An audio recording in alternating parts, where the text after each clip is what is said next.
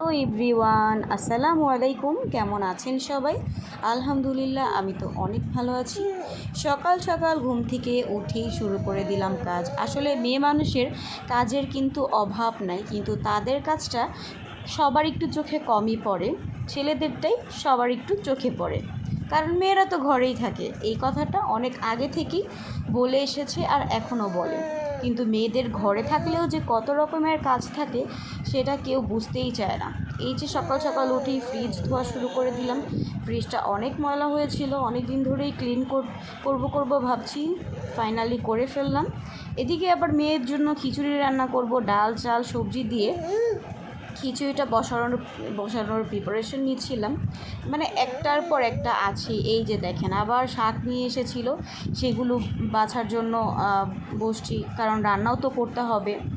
মানে অনেক কাজ থাকে, কিন্তু তুলে ধরি না দেখে আমরা আসলে সবাই বুঝে না। যাই হোক, তারপর দেখেন মুরগি টুরগি নিয়ে রেডি হয়ে গেছি। মুরগি রান্না করব এবং শাক রান্না করব। আর এত বেশি বিজি ছিলাম যে সব ক্লিপ নিতেও পারিনি ঠিক মতো। এই যে মুরগি রান্না বসিয়ে দিয়েছি, মুরগি কষানোর জন্য মশলা দিয়ে দিয়েছি, তারপর আর কোনো ক্লিপ নেওয়া হয় না। অনেক বেশি টায়ার্ড ছিলাম সন্ধ্যায় ঘুম থেকে উঠে।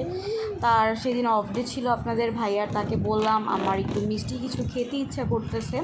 সে জানে পেস্ট্রি আমার অনেক পছন্দ, আমার জন্য পেস্ট্রি নিয়ে আসছে। পেস্ট্রি খেলাম সন্ধ্যার দিকে।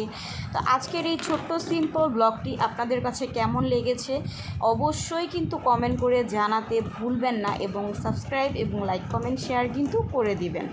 তারপর দেখেন, এই যে দেখেন, সে এখন ঘুমাবে, তাকে ঘুম পাড়ানোর জন্য অনেক বেশি প্রিপারেশন নিচ্ছিলাম। কিন্তু দেখেন তার মধ্যে যেটা হয়েছে, হাতের মধ্যে একটা মলম নিছে, ওইটা হাতে নেওয়ার পর থেকে ছাড়তেছেই না। মানে ওইটা যে হাতে নিয়ে আছে কোনো রকম ছাড়ে না। বাচ্চাদের জেদটা আসলে অনেক খারাপ। এই যে দেখেন, এখনও ভয়েস দিতেছি পাশ দিয়ে কী করতেছে। তো এইটা যে হাতে দিছি, সে কোনো রকমভাবেই এটা ছাড়বে না। মানে এইটা তার হাতে রাখা লাগবেই। জেদ ধরেছে তার, কিন্তু চোখে অনেক ঘুম, তাও এটা হাতে থাকবে, এমন একটা অবস্থা। যাই হোক, কি আর করার, কিছুই করার নেই, বাচ্চাদের বায়না। তারপরে এটা নিয়ে এসে ঘুমিয়ে গেছে। তো আজকের মতো আল্লাহ হাফেজ।